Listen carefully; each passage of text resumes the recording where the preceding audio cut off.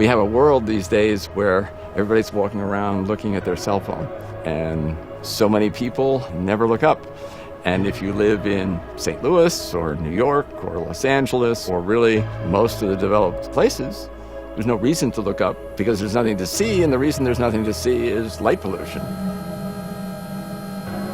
Within a generation or two of the invention of the light bulb, people lost touch with the stories, the cultural connections, and also the utilitarian uses that the night sky provides us. I mean, it ruled our lives. And now we're looking at somewhere around 80% of the US population not being able to see the Milky Way where they live. And here in Glacier, we have phenomenal night skies. We have 3 million people that come to this park, and this is our chance to showcase something that people have lost touch with and reconnect them. You know, the people who created the national parks, I don't think they gave a thought to the issue of preserving the skies. I think they probably took it for granted. In 1890, 1910, when Glacier was founded, it was probably pretty dark lots of places.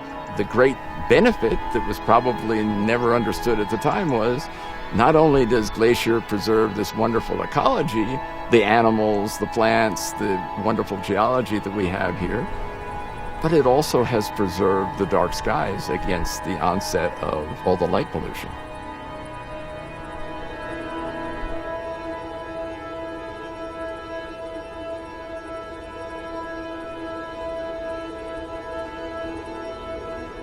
Waterton Glacier, it's an international peace park.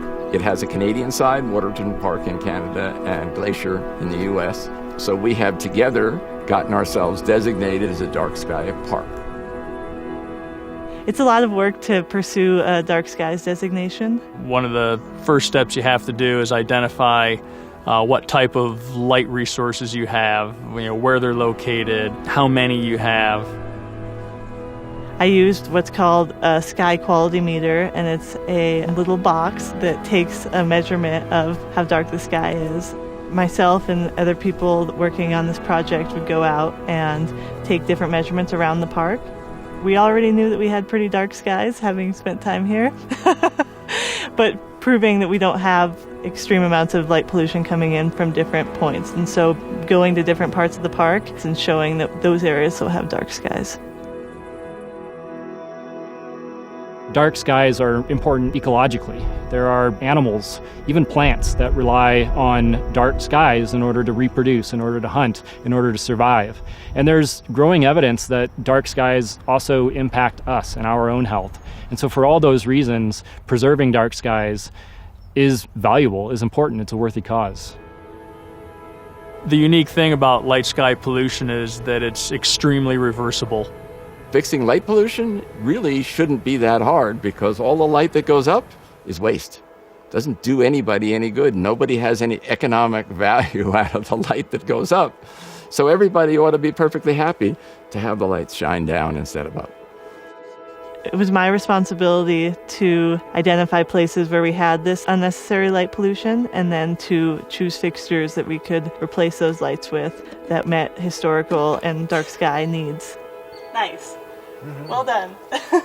We also are required as part of the IDA designation to do a certain amount of interpretive programming related to the night skies. We call it Half the Park Happens After Dark. And that is expanding the whole tourist experience to say, don't go to sleep, it's just beginning. Go out and lay down in a meadow and look up and see what you find. It's going to be fantastic.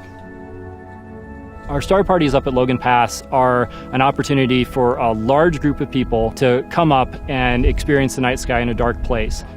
They have an opportunity to look through an array of different telescopes and really experience some pretty phenomenal things, from faraway galaxies to star clusters to diffuse nebula.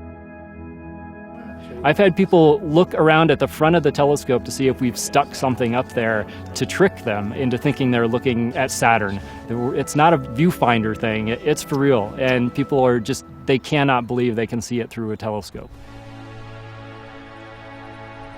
I don't think you can help If you stand out on a dark sky night or lie on a blanket in a meadow and look up and you see the Milky Way, you see this vast expanse, you can't help but feel humble, I hope. Our little solar system in a galaxy among billions of galaxies. You know, it would be kind of, too bad if our inability to see the stars would prevent us as a civilization from reaching for them.